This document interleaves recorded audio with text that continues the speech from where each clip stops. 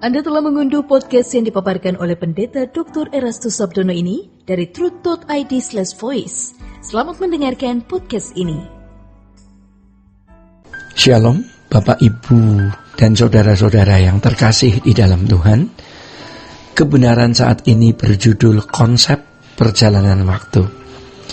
Saudara-saudara yang terkasih di dalam Tuhan, sering kita mendengar orang berkata bahwa bukan awal perjalanan yang menentukan, melainkan akhir perjalanan. Pernyataan ini sudah sangat populer ya. Jadi hampir semua orang setuju dengan pernyataan tersebut. Maka banyak orang Kristen pun ikut-ikutan setuju dan menerimanya sebagai suatu kebenaran. Apakah benar bahwa akhir perjalanan hidup seseorang yang menentukan takdir hidupnya di kekekalan? Pernyataan di atas bisa mengesankan atau membangun pemikiran bahwa hanya saat-saat terakhir hidup seseorang yang menentukan nasib kekalnya. Ini salah ya. Kecerobohan ini mengakibatkannya beberapa hal. Antara lain, yang pertama, sebab dari kecerobohan di dalam menyikapi hal itu adalah seseorang tidak memiliki sikap berjaga-jaga yang benar. Ia berharap suatu hari nanti ketika ada di ujung maut sebelum meninggal akan bertobat terlebih dahulu. Biasanya orang-orang seperti ini mengacu pada penjahat di samping salib Tuhan Yesus yang bertobat sebelum mati, dan seketika itu juga begitu mudah diterima di Firdaus. Harus diingat ya Bapak, Ibu, dan saudara-saudara, bahwa kasus itu sangat khusus ya. Hampir tidak pernah kasus itu terjadi lagi pada orang lain. Dan kalau kita perhatikan ucapan-ucapannya menunjukkan bahwa dia orang yang mengenal atau tahu siapa sebenarnya Yesus itu. Bapak, Ibu, dan saudara-saudara yang dikasihi Tuhan, kita tidak boleh menyamakan diri kita dengan orang lain ya. Setiap orang memiliki pergumulannya sendiri. Ketika seseorang tidak memiliki sikap berjaga-jaga, maka ia akan menjadi mangsa kuasa gelap. Hal ini dikatakan di dalam 1 Petrus 5 ayat yang ke-8. Oleh sebab itu saudara-saudara, Tuhan Yesus menasehati kita agar selalu berjaga-jaga di dalam Matius 25 ayatnya yang ke-13. Yang kedua, sikap ceroboh itu bisa menghasilkan kita tidak memanfaatkan waktu dan kesempatan untuk bertumbuh di dalam kedewasaan.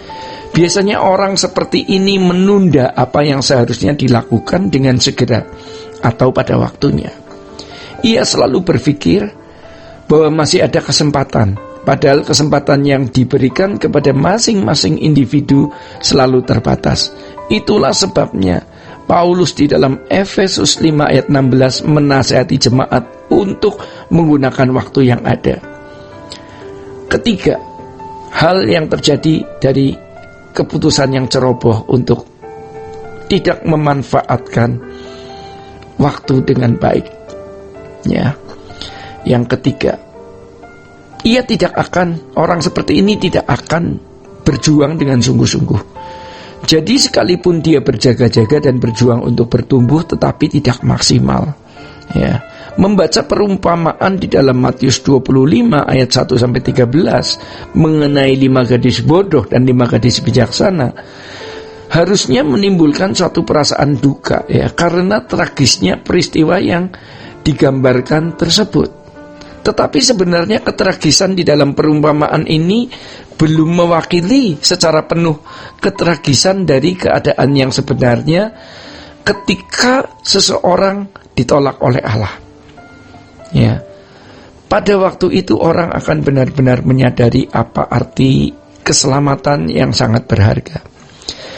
Bapak, Ibu, dan saudara-saudara yang terkasih di dalam Tuhan, keselamatan ini ya, kalau disia-siakan akan mengakibatkan penolakan Allah atas orang yang menyia-nyiakan keselamatan tersebut. Ya, hal ini diungkapkan di dalam Ibrani 2 ayat 1-3. Mereka bukannya tidak menantikan mempelai tersebut, tetapi mereka tidak memiliki persediaan minyak. Ya, ini berarti mereka tidak melakukan penyambutan sesuai dengan prosedur yang benar. Minyak yang dikemukakan Tuhan Yesus dalam perumpamaan ini sebagai suatu gambaran dari sikap berjaga-jaga.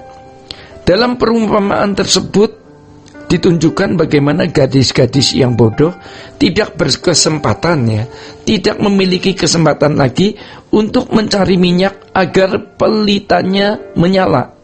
Ini berarti minyak tersebut harus dipersiapkan, ya, jauh-jauh hari.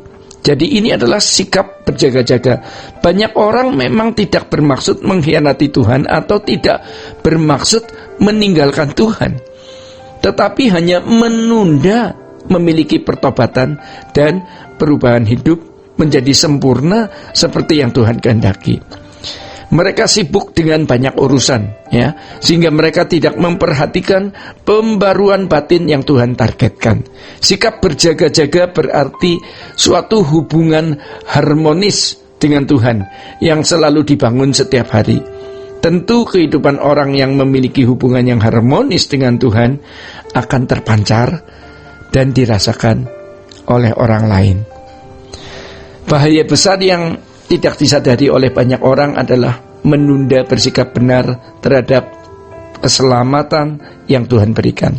Sesuatu yang seharusnya dilakukan dengan segera dan terus-menerus.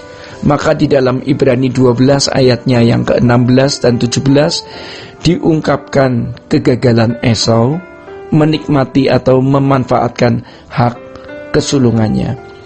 Esau kehilangan hak kesulungannya karena tidak bersikap benar, ya, terhadap hak kesulungan yang semestinya menjadi miliknya. Esau menukar hak kesulungannya tersebut dengan sepiring makanan. Saudara-saudara, mari kita perhatikan, ya, bagaimana ia tidak mempersoalkan jauh-jauh hari hak kesulungannya. Jadi ketika keadaan sudah mendesak, barulah ia serius mempersoalkan, tetapi sudah terlambat, ya. Hal ini dikisahkan di dalam Kejadian 27 ayat 30 sampai 35. Sama dengan 5 gadis bodoh, ya. Mereka bukannya bermaksud hendak ditolak, tetapi kecerobohannya cukup membuat ia kehilangan kesempatan yang berharga. 5 gadis bodoh baru mempersoalkan persediaan minyak pada waktu yang tidak tepat. Jadi saudara-saudara, hal ini mengajarkan kepada kita, ya, agar kita tidak mempersoalkan kesempatan pada waktu yang tidak tepat. Tuhan Yesus mengingatkan agar kita tidak menyia-nyiakan kesempatan selagi hari siang, ya, seperti yang disebutkan di dalam Yohanes 9 ayat 4.